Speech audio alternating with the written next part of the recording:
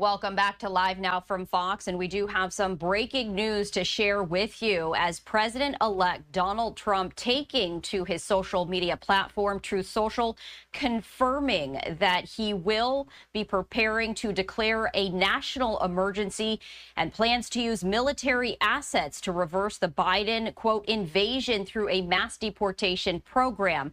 That was shared by conservative political activist Tom Fitton, and as you can see, Donald Trump saying true with 3 exclamation marks. Now, this comes as he was expected to take a number of executive actions on his first day as president to ramp up immigration enforcement and roll back some of Biden's legal entry programs, efforts that will be led by incoming border czar Tom Homan and other Republican immigration hardliners. That is according to 3 sources familiar with that matter, according to Reuters. Now, the executive actions would give federal immigration officers more latitude to arrest people with no criminal records, surge troops to the U.S.-Mexico border, and restart construction of the border wall. That is according to sources from Reuters. Now, Homan, who served as acting director of U.S. Immigration and Customs Enforcement under Trump, will bring an understanding of the U.S. immigration system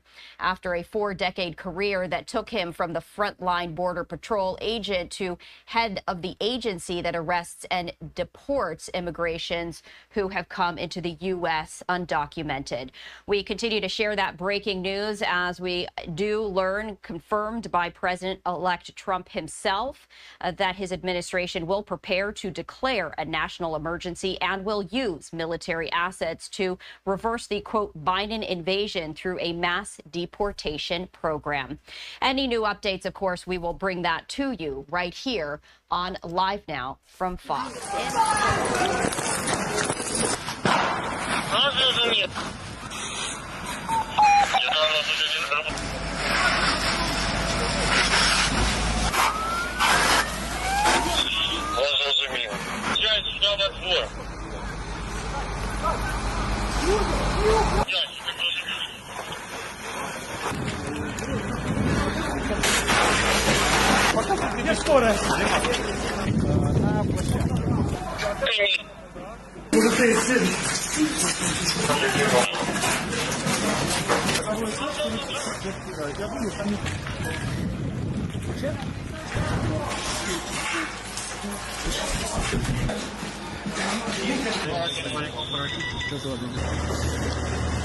At least 1,000 people marched through central Berlin in a powerful demonstration against Russian President Vladimir Putin and his war in Ukraine. Now, the rally, led by prominent Russian opposition figures Yulia Navalnaya, Ilya Yashin and Vladimir Kara-Murza, made its way towards Moscow's embassy, drawing attention to the ongoing fight for democracy in Russia behind a banner reading "No Putin, no war." Protesters chanted "Russia without Putin" and held signs that declared Putin is a murderer. Some people marched with the flags of Russia as well as a white flag used by some Russian opposition groups. The march is the first major rally since the controversial prisoner exchange in August. It came amid growing divisions within Russia's exiled opposition. While the event aimed to present a unified front, tensions between opposition leaders have been high in recent months. Navalnaya, Yashin and Kara-Murza, each freed from Russian detention in recent months, have tried to push past infighting and show solidarity, but their efforts have often been overshadowed by accusations of disunity and power struggles within the anti-Putin camp. Ilya Yashin, speaking ahead of the protest, stated that the march was a statement that a peaceful, free and civilized Russia exists, even if it is far from the power structures of Moscow. The march also came at a time when Putin's hold on power has become more entrenched than ever. Putin has been in power for almost 25 years and all of his significant political opponents have been jailed or exiled.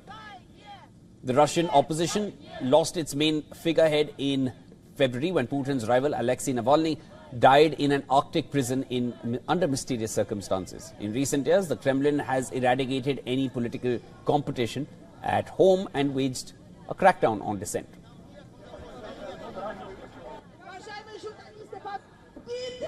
I had an experience. A congressional hearing straight out of a science fiction movie. All to hide the fact that we are not alone in the cosmos. Lawmakers calling for more transparency around UAPs, or unidentified anomalous phenomena. That's the term the government now uses instead of UFO. What do you believe UAPs could be or are? Strong evidence that they're non-human, higher intelligence. An intelligence officer last year claimed the Pentagon has been hiding knowledge of alien activity for decades. Were they, I guess, human or non-human biologics? Non-human, and that was the assessment of people with direct knowledge on the program I talked to. Luis Elizondo, who headed a Pentagon program investigating UAPs, now doubling down on his claims. Has the government conducted secret UAP crash retrieval programs, yes or no? Yes. Were they designed to identify and reverse engineer alien craft, yes or no? Yes. Elizondo saying the alleged extraterrestrial presence poses a national security threat. Let me be clear. UAP are real. Advanced technologies not made by our government or any other government are monitoring sensitive military installations around the globe. And saying he believes many classified materials should be shared with Congress and the public. If this was an adversarial technology, this would be an intelligence failure eclipsing that of 9/11 by an order of magnitude. I believe that we as Americans can handle the truth. And I also believe the world deserves the truth. The hearing lacked any direct evidence, with witnesses who have said they'll only speak about certain subjects behind closed doors. So, the result of yesterday's hearing? Well, one congresswoman says it could open the door to more hearings. Andrew Dimbert, ABC News, New York. Well, let's now talk about a mystery which has baffled Americans for a very long time. Are UFOs real? What does the American government know about them? The Pentagon released its annual UFO report, or rather Unidentified Aerial Phenomenon report, which says that there are over a dozen such mysterious sightings which remains unexplained, leaving room for many questions like, are we truly alone? Our next report tries to answer that question.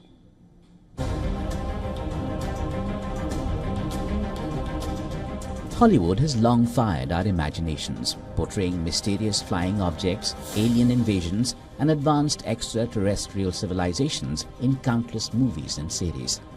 These narratives have sparked an enduring curiosity. Are we alone in the universe? The Pentagon's newly released UFO report adds to the mystery, keeping the question alive with intriguing findings. The report calls them unidentified anomalous phenomena, or UAP instead of UFO. But is the US government revealing the entire truth? In a time of heightened distrust of our government institutions, I believe more transparency is not only needed but is possible. And obviously we can respect national security limits, but we also have to provide our constituents with the information and oversight that they have tasked us for.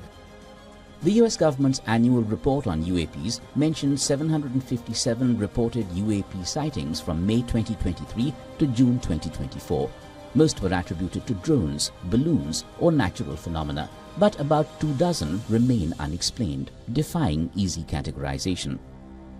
Now, we shouldn't prejudge what they might be. I'm certainly not going to. We need evidence. But what we are detecting things, and we know that we don't understand them, and this is worth investigating. Yet the unexplained UAPs are still curiously located around sensitive areas, particularly nuclear sites, sparking suspicion. If not aliens, what or who is behind these anomalies? The Pentagon remains tight-lipped, continuing its investigations. Our best tool for unlocking the mystery of UAP is science, but we cannot conduct a proper inquiry if the stigma is so overwhelming that just daring to be part of a NASA research team elicits such a vitriolic response. Therefore, one of the most important actions that can be taken relative to exposing the truth of UAP is to combat the stigma. As the mystery deepens, the public fascination with UFOs only grows.